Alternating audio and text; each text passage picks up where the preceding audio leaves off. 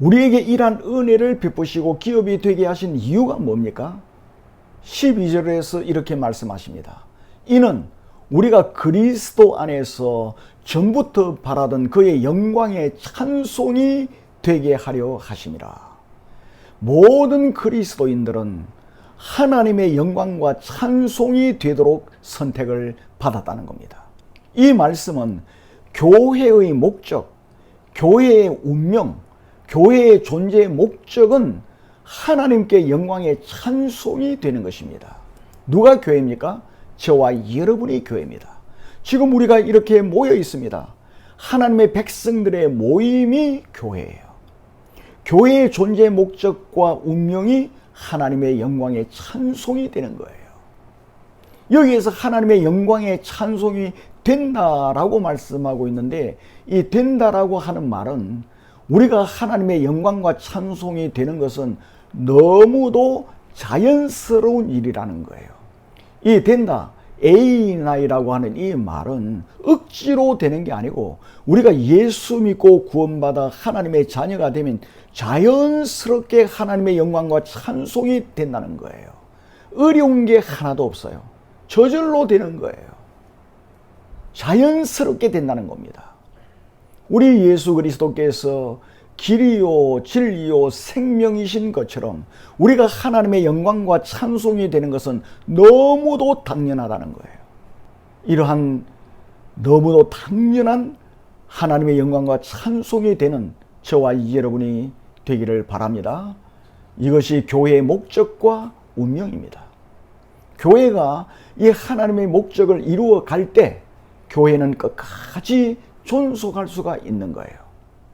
만일 교회가 하나님의 영광과 찬송이 되지 아니하면 어떻게 되겠습니까?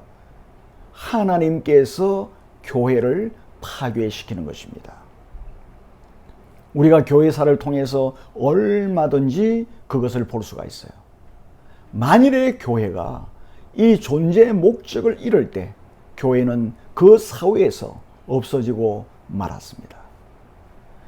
우리 그리스도인들은 어떤 사람들입니까? 12절에서 그리스도께 맨 먼저 소망을 두고 있는 사람들이라고 그렇게 말해요. 맨 먼저 전부터 바라던, 그렇게 말씀하십니다.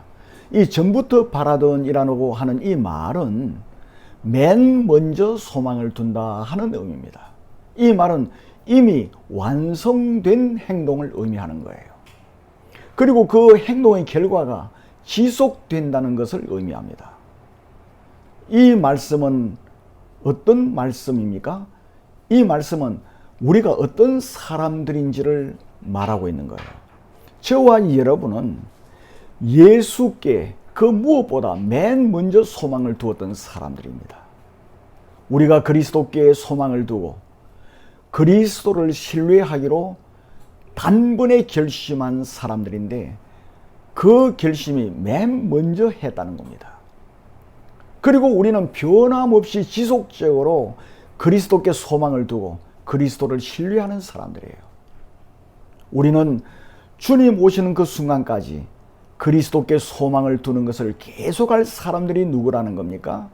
저와 여러분들이라는 겁니다. 지금 여러분들이 맨 먼저 소망하는 것이 무엇입니까? 그리스도 예수이십니까? 아니면 세상의 명예와 돈입니까? 맨 먼저 그리스도께 소망을 두고 살아가는 사람들이 바로 그리스도인들이라고 하는 사실을 말씀하고 있는 거예요.